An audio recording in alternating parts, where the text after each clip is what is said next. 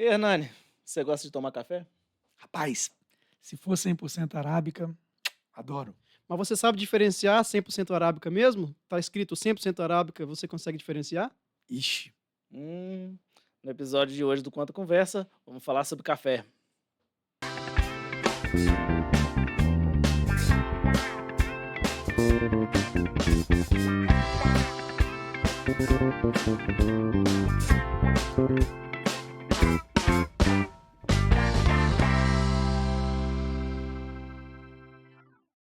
E hoje aqui no episódio do Quanto Conversa, a gente está aqui com o Rafael Aliari. Rafael Aliari é doutor em Física e trabalha no Laboratório de Magnetometria aqui da Universidade Federal do Espírito Santo. E ele, fez uma pesquisa e publicou num artigo numa revista internacional sobre técnicas de ressonância magnética aplicada à diferenciação, de café, já moído inclusive.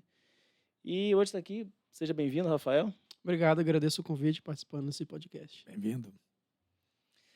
Rafael, você fez essa pesquisa, de diferenciação de café, mas eu acho que o pessoal de casa queria saber um pouco mais sobre, primeiro, como é essa técnica de ressonância magnética, né? Assim, e como assim, como ela é aplicada, que tipo de diferenciação é essa que você faz com café utilizando essa técnica? Bem, a técnica de ressonância magnética nuclear, acho que a primeira coisa que a gente precisa deixar claro para quem está de casa ouvindo é que o telespectador talvez esteja acostumado com ressonância aquela de hospital, aquela máquina que você deita, entra naquele equipamento e faz a imagem de ressonância magnética. Não é esse tipo de equipamento que nós temos aqui no laboratório que fizemos na Universidade Federal do Espírito Santo. Esse tipo de equipamento é de espectroscopia e que ele nos dá são sinais que têm relação com a intensidade do campo magnético aplicado a resposta que uma amostra dá à aplicação do campo magnético. Tá? Então, nós pegamos uma curva de sinal de intensidade de campo magnético em função do tempo. E nós utilizamos esse tipo de equipamento para investigar misturas ou possível adulteração entre dois tipos de café, arábica e conilon. Então quer dizer que a pesquisa que você conduziu e participou não se trata de uma pesquisa tipo sommelier, de lá prova o café e fala aqui tem mais arábica, mais conilon. Você usou essa técnica, que não é uma técnica de imagem, para investigar num tanto de café se tinha um ou outro. Exatamente. É quase como se fosse criar um sommelier robótico. É como se fosse um equipamento que conseguisse distinguir. Atenção, sommeliers. Então, essa pesquisa foi bem sucedida, a gente conseguiu distinguir de maneira bem nítida, né, entre amostras 100% arábica e 100% robusta. E conilon e robusta são coisas Isso é diferentes. interessante. Como é que você diferencia, assim, arábica de conilon? São variedades de café, são espécies de café? Como é que é isso? São variedades diferentes. Gostaria até de colocar, seria interessante nesse momento colocar Uhum. aqui a imagem. Vou pedir o Ronaldo para colocar, por gentileza, a imagem número 20. Imagem 20. Não, perdão, é a próxima. A próxima imagem está aí, ó. Ah, ok. Então, nós Ali. temos a família, o gênero, espécie e variedade. Então, você tem um gênero em comum, que é cófea. Aí você tem a cófea espécie arábica e cófea espécie canéfora. A canéfora tem algumas variedades. A mais comum é a robusta. Também é conilon, chamada de conilon. Ok. E a espécie arábica também temos bastante variedades. Bourbon, Java, Blue, Blue Mountain e dentre outras. Tem uma variedade muito grande. Catuai, tal. Várias. Colocar a próxima imagem vai ter a árvore aí bem ampla, que não dá para ver, né? Não, legal, Muita legal. coisa, mas tem a diversidade muito grande aí. Nossa, isso tudo é variedade de espécie de café. Isso. Uau. Não, legal. Mas só que, dentre todas aí, nós pegamos arábica, e chamamos simplesmente de arábica, e a conilon, chamamos de robusta, porque a título de comunidade científica internacional, chama tudo de robusta, né? Uhum. Inclusive, isso foi uma coisa que tive que, entre aspas, adaptar, porque quando for escrever artigo científico, que é padrão inglês, né, para a comunidade internacional, a gente escreve robusta. E aí, quando eu fui colocar na minha tese, doutorado, aí eu traduzi para Conilon. Conilon. Conilon. Inclusive aqui no nosso estado, né, a uma grande produção de Conilon, né? Dita preço nacional, inclusive, né? É Conilon. Não, legal, muito bom. E imagino que o Conilon, a gente acompanha às vezes aqui em cotações, por ter um preço menor, e o Arábica por crescer em lugares mais específicos, seja às vezes assim, pode acontecer de ter mistura de Conilon em amostra de Arábica, e às vezes o consumidor de café não está tão ciente disso. Então, essa mistura, por vezes, pode ser de propósito, não fraudulenta. Às vezes pode ter ser uma exigência. Eu já fiquei sabendo de um caso de um país que compra o Conilon ou o Arábica e quer que esteja uma mistura por questão específica deles. Uhum. Então, não necessariamente é algo fraudulento. Claro. Às vezes é. Claro. Você compra um produto, claro, o Arábica, ele é mais, tem um valor agregado maior do que o Conilon, né? Então, é de se esperar que fraudes sempre existiu na história da humanidade, em alimentos, em tudo, que alguns produtores ou comerciantes, ou na cadeia, não importa no começo, no meio, no final, pegue um pouco de arábica, mistura com um pouco de conilon, que tem um preço mais baixo, para poder ter ganhos. Você citou um pouco da história de fraude em alimento. Na sua pesquisa, você deu uma olhada no panorama histórico dessa verificação de composição de alimentos? Como é que foi isso para você montar o seu caso? Não, isso é interessante porque esse estudo não é recente, é antigo, né? A gente pode falar de maneira assim, jogada ao vento, assim, sempre teve adulteração, mistura, porque é do ser humano, né? Querer passar por cima do outro e tal. Mas tem pesquisas mostrando isso. Inclusive, eu, na tese, eu coloquei algo disso também. Coloca na imagem 2, por favor. Aqui tem do lado esquerdo tem um artigo científico mostrando 3 séculos de estudos de controle e autentificação de café. E no lado direito aqui um livro de 1855 que já estava analisando, fazendo estudos científicos de adulteração de alimentos de maneira geral. E é interessante nesse livro, vendo esse livro aqui, dando uma olhada em algumas páginas desse livro, as técnicas que eles tinham em 1855 eram técnicas sempre destrutivas. Aliás, isso é uma grande, já adiantando um pouco, provavelmente que nós vamos conversar, é uma grande vantagem do uso de RMN, porque é uma técnica não destrutiva, você não precisa destruir um grão. Vamos supor que você tenha apenas aquela amostra para você tentar identificar se ela está adulterada, se é pura ou não. Se usar alguma outra técnica química ou biológica, você vai destruir. Você vai usar algum agente, né, químico. E o RMN não. E nessa época aqui desse livro, a maior parte você usava produtos bem estranhos, bem fortes, assim, para poder fazer essa identificação. Tipo cromatografia, né? Essas técnicas de química avançadas que isso realmente... Cromatografia usa bastante hoje, mas nessa época eram uns produtos, porque fugindo a memória agora, mas usavam uns elementos bem estranhos. Botava em ácido, para poder ver as reações químicas mesmo. Exatamente, para poder identificar. E é interessante que tem reportagens agora, uma coisa mais recente, que na próxima imagem vai mostrar, de várias adulterações. Por exemplo, no canto ali esquerdo superior, gasolina adulterada. Do lado direito, azeite adulterado. Tem pessoa colocando óleo de lamparina para adulterar azeite. Nossa. Aliás, azeite extra virgem, que é a coisa que eu gosto bastante, é bastante adulterado. Vira e mexe, a gente vê reportagem no noticiário, produtores, fechou tantas produções de lote de azeite, recolheu, a polícia recolheu, porque é muito adulterado. Tem um valor agregado muito alto também. Tem valor agregado alto e é difícil a pessoa comum poder identificar. É difícil você identificar num carro dependendo da adulteração que você faz, da gasolina. Você pega... Aliás, a própria gasolina no Brasil, ela já não é gasolina pura, né? Ela tem aproximadamente 27% de álcool, né? Mas se você pega e coloca 5%, 10% de outra coisa, de alguma coisa parecida, ou em vez de 27% de álcool, você aumenta um pouquinho, você não vai perceber. Não, e eu acho que, assim, esse cenário, estou vendo que o café lidera a lista, né? O café lidera a lista. De adulteração sobre Exatamente. isso aqui. Isso mostra uma relevância muito grande desse tipo de pergunta de pesquisa, né? Que é como pegar uma técnica muito sofisticada da física para olhar alimento. Até não necessariamente, como você falou, não necessariamente por fraude, mas eventualmente por erro mesmo, ou por controle de Controle. processo, né? Controle de Controle de qualidade processo. é uma coisa bem interessante na nossa pesquisa, é mais no viés de controle de qualidade do que identificar fraude. Serve para identificar possíveis fraudes, mas mais como uma triagem, Ok, tá? muito bom. Você pega uma quantidade de amostra grande e essa técnica de RMN ela é de baixo custo e não destrutivo. Então você pode pegar e além disso, rápido de ser feita. Tá? E equipamento barato de manter. É ressonância magnética nuclear de baixo campo. Tem Uhum. diferenciação do de alto campo. Esse que é utilizado também nos hospitais, que a maioria das pessoas conhece, é de alto campo, e precisa do equipamento, a maquinário muito grande para funcionar. Precisa de sistema de criogenia, que é para fazer o sistema de refrigeração, porque precisa de bobina supercondutora, então precisa de hélio líquido, nitrogênio líquido.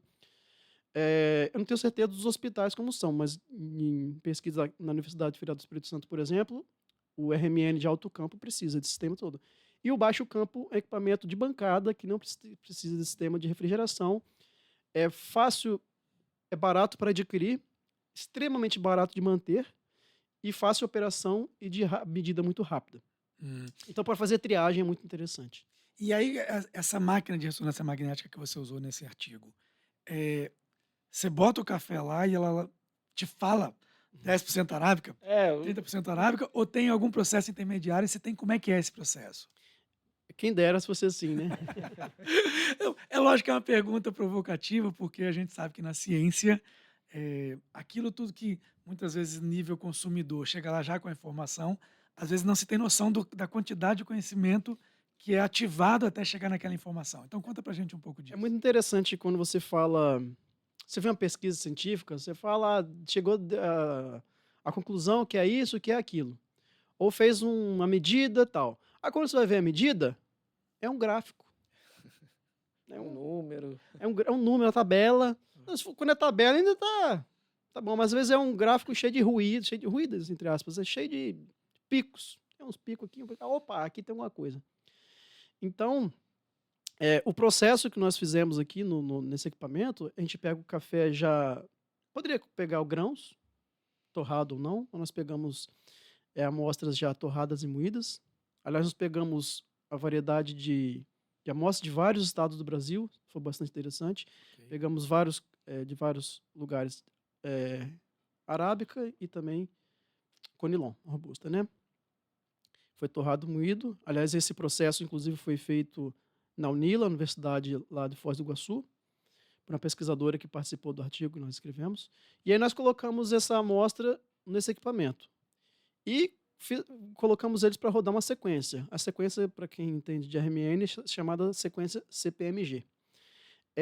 E essa sequência, o que ela dá para a gente? Ela dá o sinal de magnetização e função do tempo. E aí, cada amostra, ela vai ter uma reação para isso. Esse RMN, a sonda que nós usamos, é de hidrogênio. Tá? Uhum. De hidrogênio. Então, nós vemos essa reação, a interação do átomo de hidrogênio. Então, o café arábica vai ter uma reação e o café robusta vai ter outra reação, de acordo com, por exemplo, a quantidade de hidrogênio que cada um tem.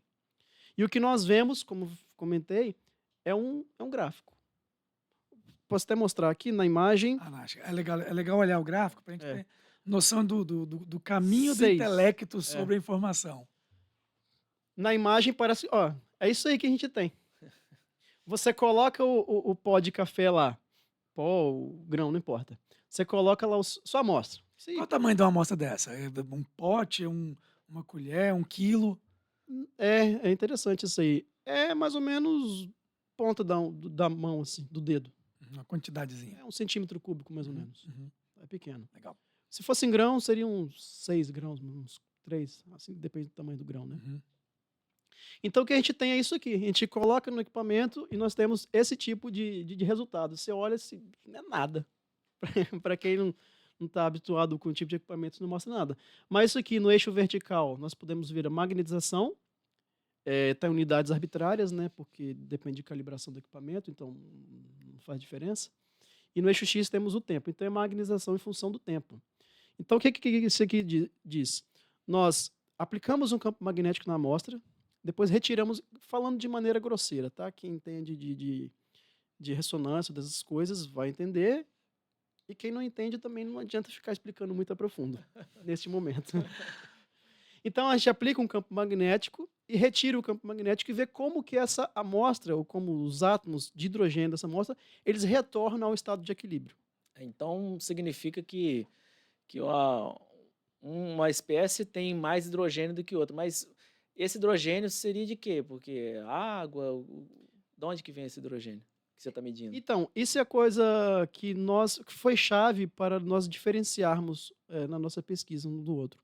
Porque nós sabemos que o café arábica, a variedade arábica, ela tem mais lipídios do que a robusta, que é o nilon. E se nós estamos estudando RMN, que excita os átomos de hidrogênio, e lipídio tem bastante hidrogênio, né? A cadeia mais flexível, vamos dizer assim. Então, nós atacamos nesse sentido. A quantidade de hidrogênio que tem no arábica é maior, porque tem mais lipídios.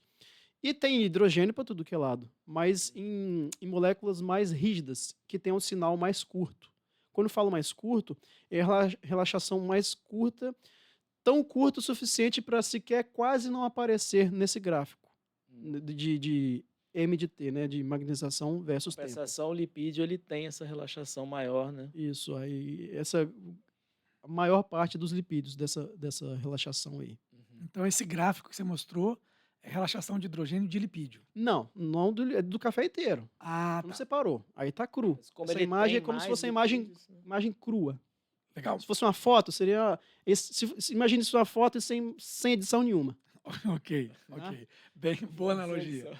Então, a gente, para poder separar, por exemplo, tem hidrogênio nas partes menos móveis, cafeína e outras coisas. As partes mais rígidas, que tem relaxação tão curta que está lá no iniciozinho do gráfico, naquela assíntota vertical ali, no iniciozinho, onde tem quase uma reta vertical ali. Ele está escondido ali, que não é a parte que interessa para nós. A gente está mais interessado, bateu mais na tecla de diferenciar via a diferença de teor de lipídio entre as duas variedades. Tá?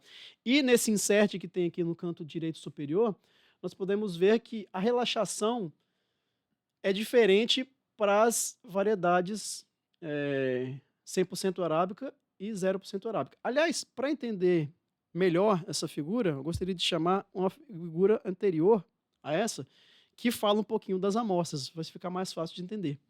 Aqui temos no canto esquerdo o mapa do Brasil, o contraste não está favorecendo muito para entender, mas dá para ver que nós pegamos amostras dos estados da Bahia, Minas Gerais, Espírito Santo, São Paulo e Rondônia, da região amazônica ali. Então, variedades de aspectos geofísicos bem diferentes, né? Uhum. Então, pegamos amostras arábicas, aqui no painel do meio, né, nessa coluna do meio, temos AR, sufixo AR significa arábica e o que vem depois é o estado. E RO é robusta. Selecionamos um desses arábicas de Minas Gerais e um desses robustos também de Minas Gerais e fizemos um blend. E aí já no canto direito temos lá em cima 100% arábica, que é o 100AR.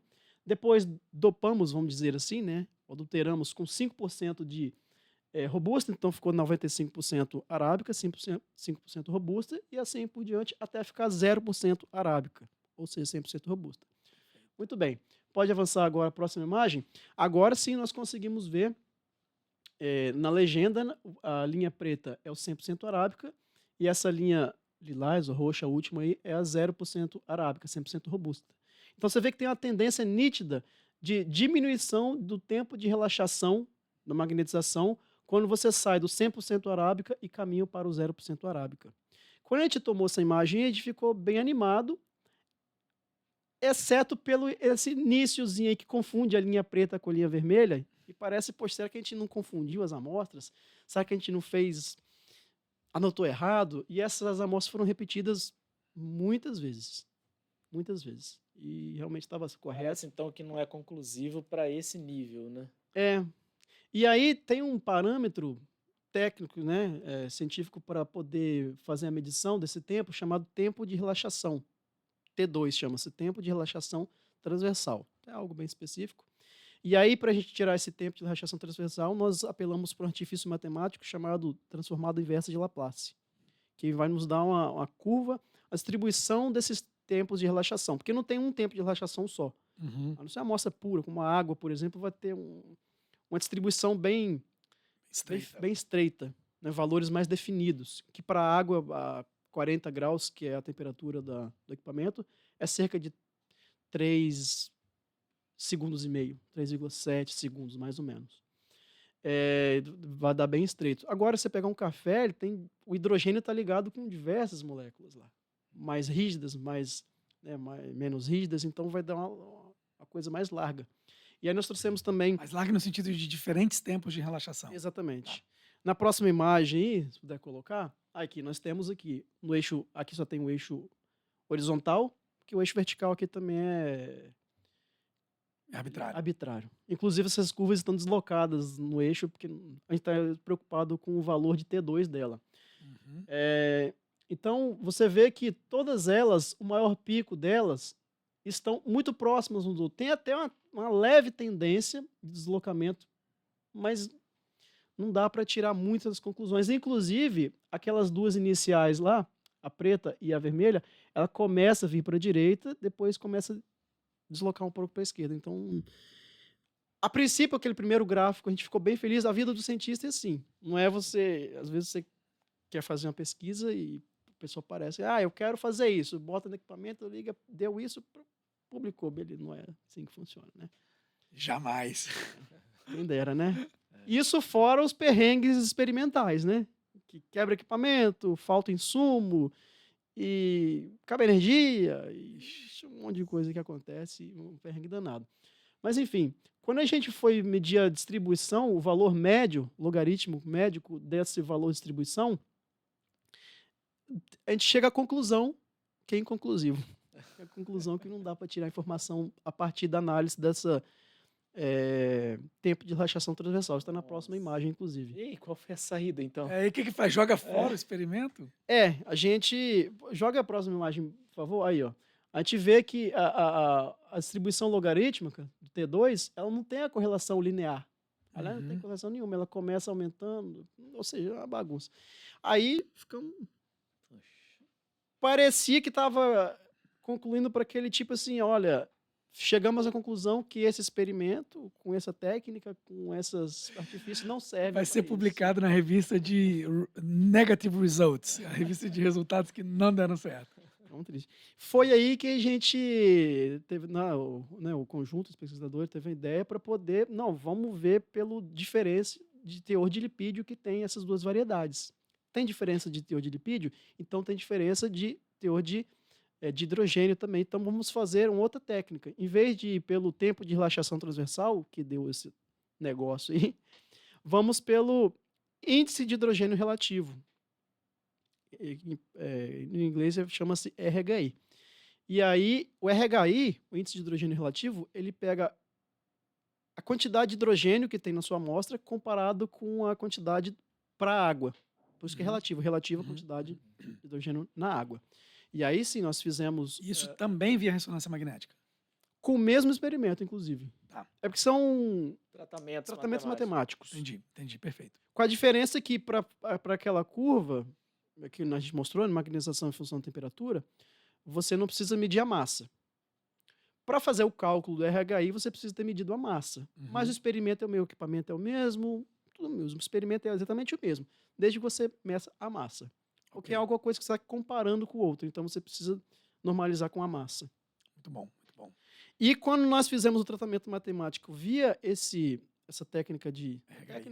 Esse RHI, aí nós estávamos na esperança de ter uma correlação melhor. A gente ficou pensando assim, se a pessoa tivesse uma relação linear, ou seja, se tivesse o valor de RHI fosse progressivo ou regressivo, não importa, desde que tivesse a relação linear entre o 100% arábica e o 0% arábica, ou seja, o 100% conilon, se tivesse a relação mais próxima de linear, seria muito bom, seria excelente. E aí, quando nós fizemos esses experimentos, os cálculos todos, nós fizemos, então, a curva de RHI em função dessa concentração das variedades. E aí tivemos o resultado que pode ser visto na página, na imagem 10. E aí deu Isso, quando a gente fez isso aí, deu essa correlação, aí foi aquele eureka, Nossa. aquele pulo de alegria, que deu uma relação não linear, mas perfeitamente linear. Né? Um R quadrado 0,99 Dá Praticamente dentro da linear. gente. não é perfeito, mas é praticamente linear, né? Com as incertezas e tudo foram feitos em triplicata. E o que dá para tirar de informação desse gráfico aí, é que você pode ver no canto direito superior, tem uma setinha indicando 100% arábica, que ela tem um valor de RHI bem elevado, indicando que tem mais hidrogênio do que a amostra no outro extremo, né? No canto inferior esquerdo, Que é 0% arábica. que é 0% arábica, que tem um valor de RHI tipo 0,08 aproximadamente. O que dá para tirar disso é, se você pega uma amostra, você não sabe o que ela é, faz um experimento de RMN de baixo campo, que é rápido, não destrutivo, barato, tal, simples de fazer, dê um valor de RHI alto, provavelmente ela é arábica. Dê um valor extremamente baixo, muito difícil ela vai ser arábica. Olha. O que não dá para fazer é bater o martelo. Por exemplo, isso aqui depende de calibração da fazenda tal. Eu não posso pegar um café aleatório no supermercado, que eu não sei o valor de RHI dele padrão daquela fazenda. Aliás, em muitos casos, ele nem veio de uma fazenda, veio de uma cooperativa. Assim, que mistura vários Misturou de terroirs, né? vários terroirs, de várias fazendas e juntou tudo e mandou embora. Então, o que dá para fazer é um acompanhamento, às vezes até de controle de qualidade do produtor, que quer saber se o produto que ele está entregando da fazenda está indo para a cooperativa, está indo para a transportadora, está indo para outro lugar, ele quer saber. Às vezes o produtor pode querer saber se está. Se o seu café, que foi ali cuidadosamente preparado, Porque selecionado, arábica, você chegou lá arábica, né? Exatamente. A minha fazenda me preocupou todo, então eu quero saber se não estão misturando com aquela fazenda que não faz esse monte que tem esses vários cuidados.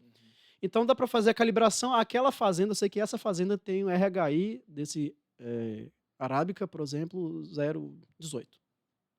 Se eu pegar essa fazenda, o café dessa fazenda, e pegar ele na ponta, no final, né, na ponta da linha, depois do processo, e fizer o RHI dele, que eu sei que deveria dar de 0,18 e dar 0,15, aí eu Provavelmente tem alguma coisa diferente. tá adulterado.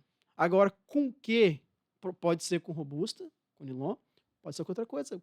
Café eles misturam com palha de café, com soja, com milho, com cevada, com várias coisas. Por isso que é uma triagem. Então, Rafinha, para esclarecer, o Rafael, carinhosamente chamado de Rafinha quando a gente conversa nos corredores aqui, pensando assim, nesse tipo de resultado que me parece ser um modelo novo, né, um protocolo novo Protocolo. de identificação, o que a gente imaginaria no campo da especulação que poderia ser utilizado a partir desse protocolo? Assim, em termos de como que governos poderiam pensar, como que consumidores, como que produtores. Você imagina que isso poderia talvez até apontar talvez uma lei, um projeto de lei para controle de qualidade de café? É possível, sim.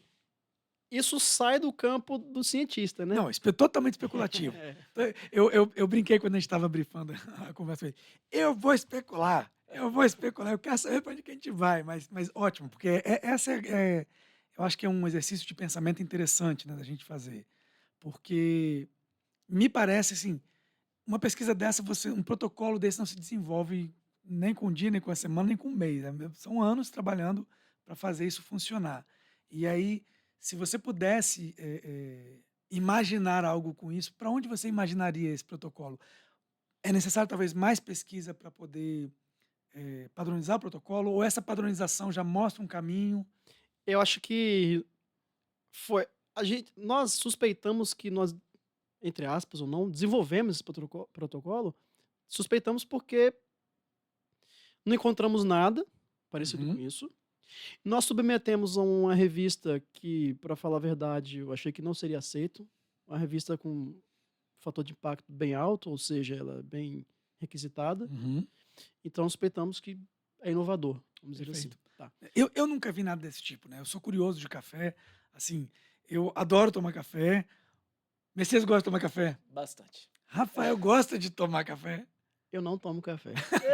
Eita! Polêmica no Conta Saia Conversa. desta mesa agora! Uma vez eu era criança, eu experimentei café só. Não, perfeito, perfeito. Eu acho. É, Assim, você tem até um olhar mais externo sobre a coisa, é, menos Posso falar que eu sou apaixonado. isento. Menos isso, apaixonado do isento. café. Muito Fantástico. bom, muito bom. Então, já como mostrei, nós pegamos amostras de diversos estados. Uhum. Dá para bater o martelo e falar os cafés arábicas tem um RHI desse valor? Que seria interessante pegar uma amostra maior, Entendi. conjunto de amostras maior, fazer análise estatística mais profunda. Diversos, mais estados do Brasil, inclusive, é um projeto Até interessante. fora do Brasil, né? Quem sabe do mundo inteiro, fazer uma análise do Um mundo e grande falar, repositório de RHI de café. algo parecido com isso. Caracas, será que dá para usar isso como chave de origem, por exemplo? Se a gente realmente tivesse um Nossa. mapeamento suficientemente grande? Isso seria fantástico, seria muito interessante. Por exemplo, da região tal do mundo, de tal país, ou de tal altitude, ou de Uhum. tal latitude do planeta, ou de tal continente, ou de tal temperatura, o RHI é esse, de arábica. É, Lindo, lindo. E do tal robusta como é é esse. feito com champanhe, É, né? Com grana lindo, lindo, padano. lindo. Rafinha, conta pra gente um pouco sobre quem é o grupo de autores desse trabalho. Você falou um pouco da história do processo em si e quem são as pessoas envolvidas. Você falou de uma pesquisadora que vem da Universidade de Foz do Iguaçu e quem mais está nesse jogo? Sim, os autores, essa Aline Tossi, o nome dela, é o NILA, Uhum. universidade que fica lá em Foz do Iguaçu. Da Universidade Federal do Espírito Santo, temos o professor Jair Checon, que foi meu orientador, Do Departamento de Física. Departamento de Física, Uhum. orientador, doutorado, e o professor Jorge Luiz Gonzalez, né, que Ok. também fez bastante parte, orientador, mas fez bastante parte no sentido de orientação também. Esse foi o corpo que participou ativamente no trabalho. Maravilha, maravilha. A gente estava no briefing, eu me lembro, você mostrou uma figura, não sei se tem ela preparada aqui, de um gráfico de barras mostrando essa diferença de Então, mas concentração. isso aí vem em seguida da pergunta que você fez. Se nós fizermos um levantamento enorme de amostras de todos os estados, ou de todos os países, ou de diversas coisas, e fazer um levantamento, será que a gente acha o quê? Fizemos isso para alguns estados do Brasil, que deu essa imagem, que é a imagem número 11. Isso, ele está esperto já está até acompanhando, está sabendo, Rapaz, falou, olha essa, Muito bom, eu queria agradecer a equipe técnica hoje, Ronaldo e Gleidson aqui trabalhando com a gente, pilotando as máquinas ali. Isso, nos bastidores, muito bem. Então aqui a gente tem em cinza, né, os RHIs dos café arábica. E todos são altos. É bem Você vê que tem uma variação, aí pode entrar uma nova pesquisa. Por que que os dois primeiros são de Minas Gerais? Por que que um tem RHI lá, né, em torno de 0,17 e o outro tem em torno de 0,15? Pode ser uma análise mais profunda. Será que o RHI pode variar? Os últimos também de São Paulo ali, né? Dos arábicos. Será que isso varia de safra para safra? Da mesma fazenda? Verdade. Depende da chuva, da temperatura. Aquele ano foi mais quente, foi mais frio, choveu mais, menos, vento, adubo. E Né? os robustas sistematicamente mais baixos. Né? Exatamente. Então, essa é uma coisa bastante interessante de mostrar que De 10 anos. não é estatisticamente tão significativo, né? Mas dá para ver que todos os arábicas têm um RHI mais alto. Apesar de ter a variação entre eles, todos eles sistematicamente mais altos que o robusta. Então, se eu pegar um café e dar 0,15 o RHI dele, eu não sei se ele é... Por isso que eu falei antes. Deu 0,15. E aí, ele está 100% arábico ou ele foi adulterado? Eu não sei. A fazenda, como que vê o original dele? Como que ele nasceu ali? É porque pode ser que a dopagem seja pequena, né? Pode ser que seja pequena. Porque se eu pegar e misturar... Quando eu começamos a fazer essas pesquisas, eu conversando com o Jair, com o orientador, falei, mas professor, se eu pegar esse café aqui e eu pegar na prateleira, fizer a medida e deu 0,14, o que eu posso concluir com isso? E eu fiquei meio que na angústia, porque a gente parece, ainda mais pessoas de fora, pode pensar que o cientista ele desenvolve uma coisa que resolve os problemas, né? Deu E a aquilo, acendeu uma resposta luz, pronta. deu um número, pum, e é isso e pronto. É. E aí ele falou, calma, você está desenvolvendo uma técnica específica para um negócio específico, você não está fazendo um negócio para resolver os problemas do mundo. Claro. Café, né? Até por isso as especulações são sempre tão assim, opa, calma, isso não, Cautelosas. nossas evidências não vão até ali. É, Claro. então tem limites, né? Essa técnica, esse protocolo é muito bom para fazer triagem de qualidade, essas coisas assim. Mas não resolve os problemas. Nossa, não é o que resolveu os problemas de alteração de café do mundo, não. Não é assim. Aliás, essa própria palavra adulteração não necessariamente é apropriada, porque às vezes não é por adulteração, tá? Então, é por isso que eu falei que precisa você saber qual é o valor padronizado dele. Por isso que pode ser usado, especulando, como uma padronização. Aquela empresa, por exemplo, vamos especular agora. Uma empresa viu uma fazenda, quando eu falo empresa, uma fazenda, produtora de café. Tem o meu tio lá de Paulo Oliari de Marilândia, que produz café lá. Eu achei interessante isso aqui. Eu quero fazer a padronização do RHI do meu café aqui. Entendeu? Então eu quero ver se no final da linha chegou nisso. Tipo, certificando que o que ele Certificando. faz é Então, o produtor pode fazer isso. Outros órgãos de regulação independentes, né, para não ficar com um produtor, podem fazer isso também, assumir isso aí para fazer, governamental ou não. Pode ter isso como um controle, uma triagem. A triagem para controle dessa qualidade é algo bem interessante. E depois que você identificou, aí você pode usar outras técnicas mais demoradas, às vezes destrutivas, destrutiva que destrói aquela amostra, né? Para fazer isso seria bastante interessante. E agora eu tenho uma proposta também, junto com o laboratório LabCoffee, da Universidade Federal do Espírito Santo, eles já têm amostras que já fizeram esse trabalho. Aliás, no mundo acadêmico, para as pessoas também que não sabem, nenhuma pessoa... Isso que foi feito aqui não é fruto do meu trabalho. Isso, a minha parte, comparado com os demais, foi a menor. Tem um conhecimento acumulado dos outros professores, da Aline Tossi, do Jair Checon, do professor Jorge Luiz. O conhecimento que eles acumularam de outras pessoas, dos congressos, um monte de coisa e tal. De experimentos com coisas que não tem nada a ver com café, mas que são trazidos pro café. Aliás, o trabalho do doutorado que eu fiz não tinha nada a ver com café. Era sobre meios porosos. Café também, o meu poroso. Era sua tese falando, beba café, me beba, venha. Não me convenceu. Convenceu os referis do artigo para publicar, mas não me convenceu a beber o café. Mas é interessante que é um trabalho de muitos cientistas, não só desses citados, né? Um vai pegando o trabalho do outro até chegar nesse tipo de resultado. E quando a gente chega nisso, que entrega para a sociedade, às vezes, algo interessante, não é algo que vai, como falei, resolver o problema, mas vai atacar um ponto específico. Perfeito. Muito bom, muito bom. Olha, dá até vontade de tomar um cafezinho agora. Nossa. Eu lembrei coisa interessante que eu estava falando, que desse intercâmbio, né, de conhecimentos. Aí tem esse LabCoffee, que eles já fizeram boa parte do trabalho. O LabCoffee é no departamento de física também? Eu acho que é departamento de química. Química, tá. Creio que sim. Ou nem sei se está vinculado. Talvez nem seja departamental, né? Não sei exatamente o que é.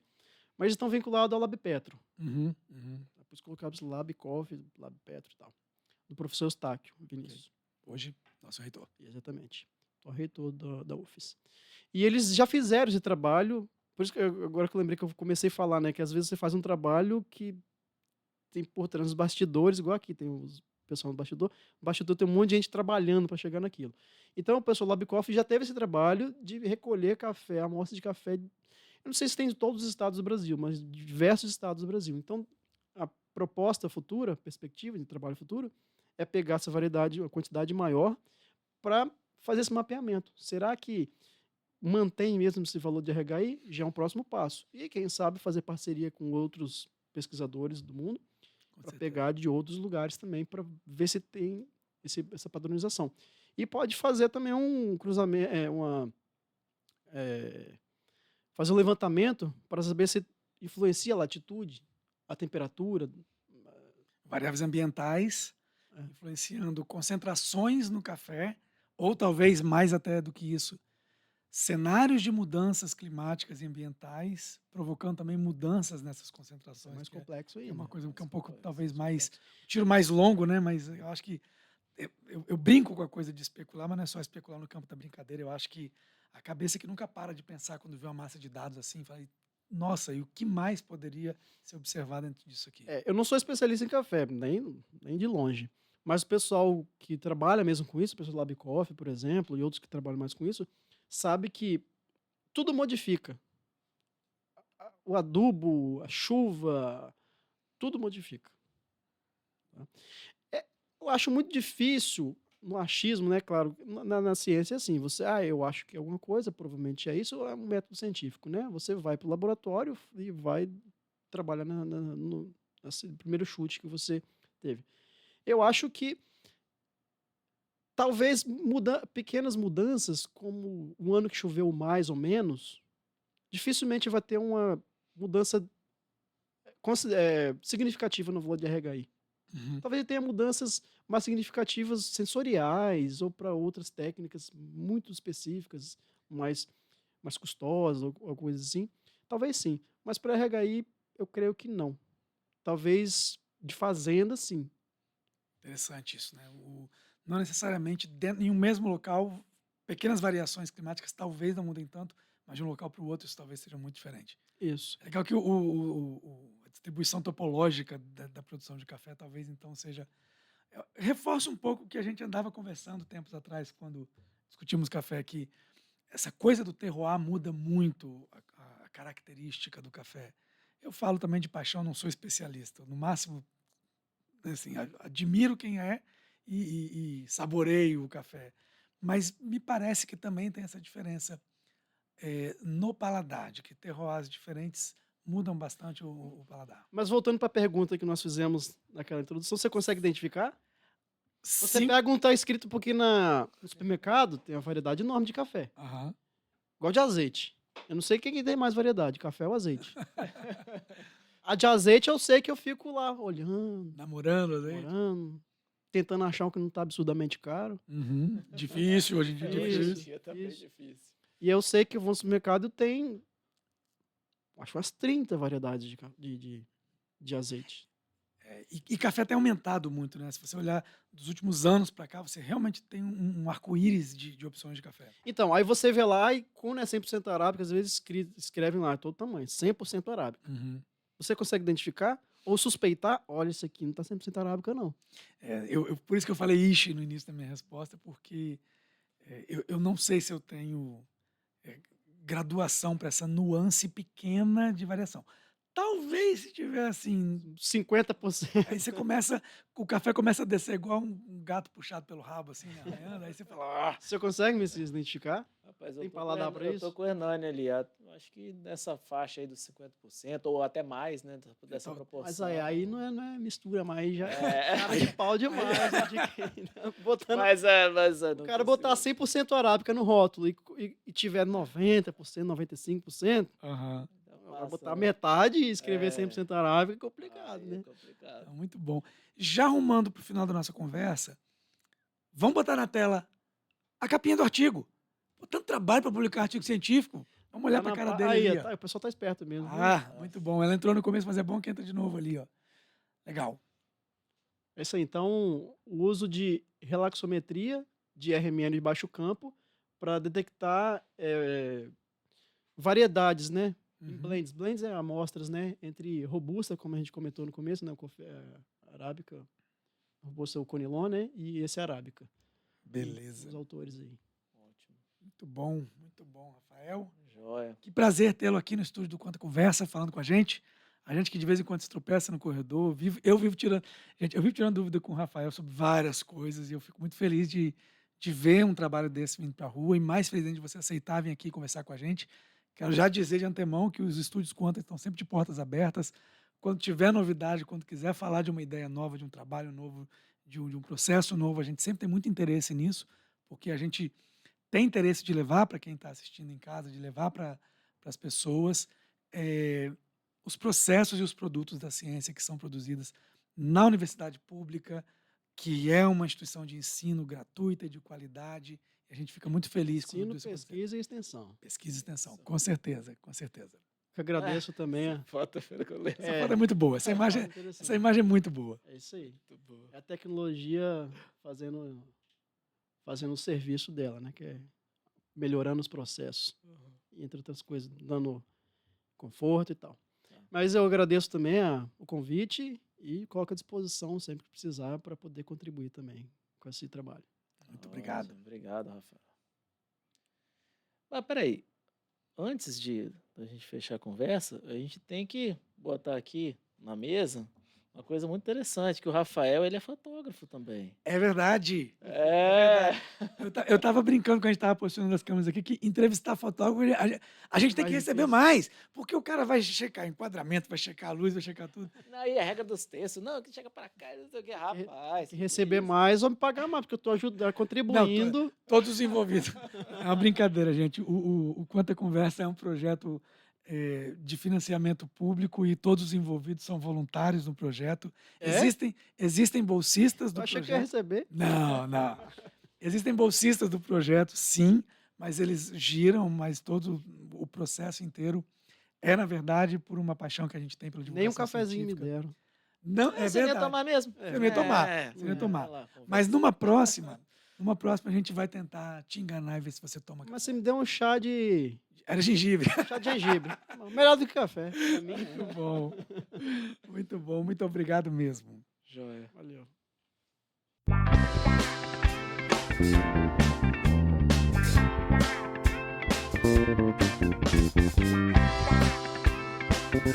Thank you.